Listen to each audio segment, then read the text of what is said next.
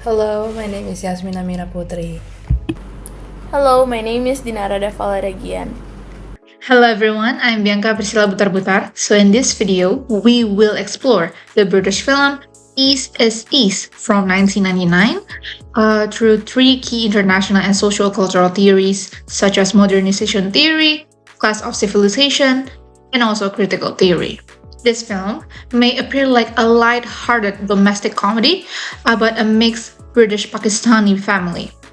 But beneath the humor lies a deeper, often painful analysis of identity, cultural hierarchy, post colonial tension, and generational struggle. These theories allow us to understand how cultural clashes are not just political, they are personal, internal, and structural.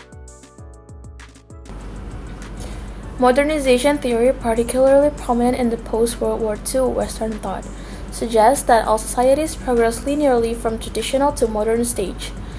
Modern here is coded as Western rational, secular, democratic, and individualistic, while traditional is often associated with the global South, faith-based system, hierarchy, and collectivism.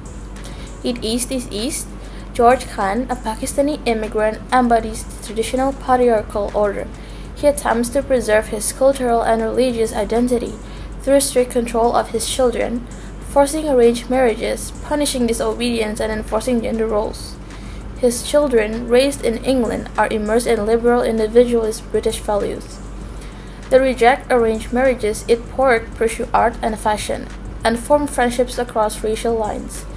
George sees this as betrayal, not just of family, but of national and religious identity. Modernization theory would frame this as a natural generalization, evolution, a shift from backward to progressive.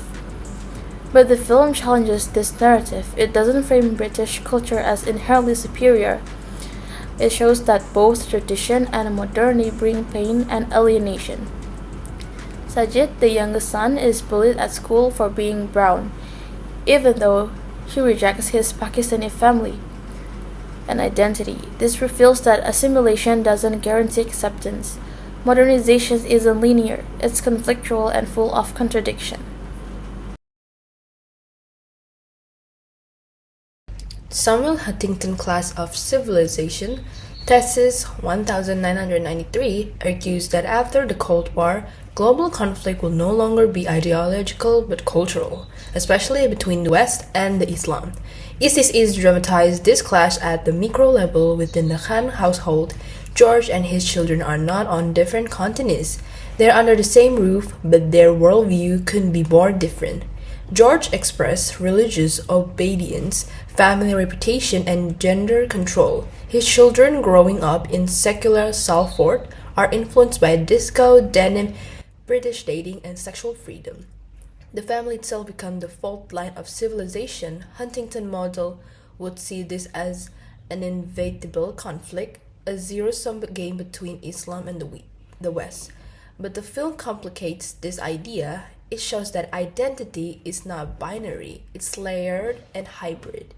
The children aren't rejecting Islam out of the Western loyalty, they're navigating two systems that both exclude them. In white British society, they're still Pakis, but in their father's eye, they're disgrateful. This shows that Huntington models failed to grasp the internal personal crisis of hybrid individual. The clash isn't only global, it's emotional and familial.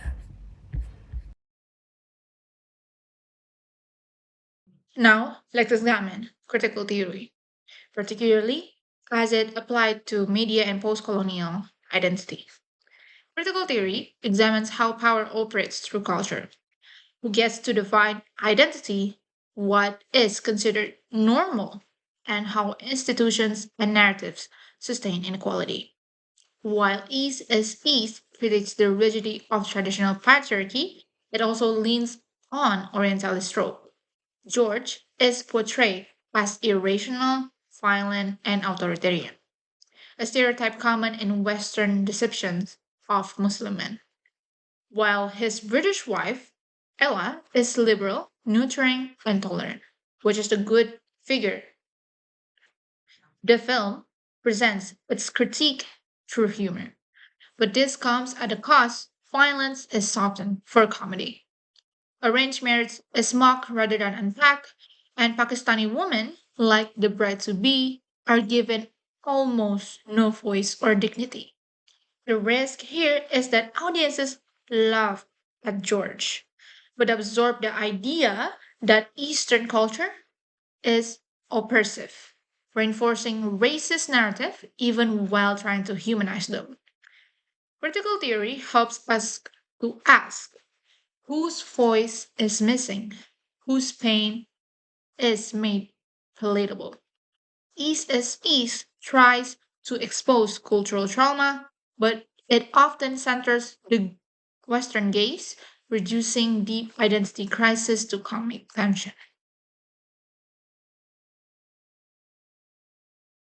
The film was a hit among British audience, many of whom saw it as a celebration of multicultural Britain, and many British Asian viewers felt conflicted. While they saw their experiences reflected, they also felt the film reinforced shallow stereotypes of South Asian families: abusive fathers, submissive mothers, and trapped children. This mixed reception reflects the family of post colonial second generation identity. You were expected to represent a culture while being excluded from it, to be authentic but also assimilated.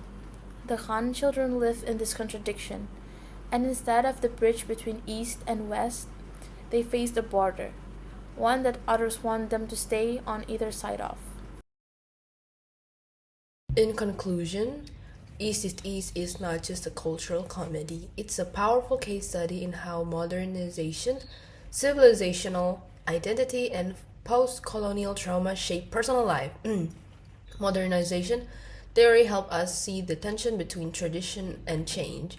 Huntington's theory of civilization conflict show how identity collide, but the film challenges his rigidity, and critical theory remind us that identity is not just lived, it's represent, judged, and often misunderstood. This film doesn't give answer, but through it, we're reminded that the most intense global conflict often begin at home, around the dinner table, in the closet we wear, or in the silence between generation. Thank you.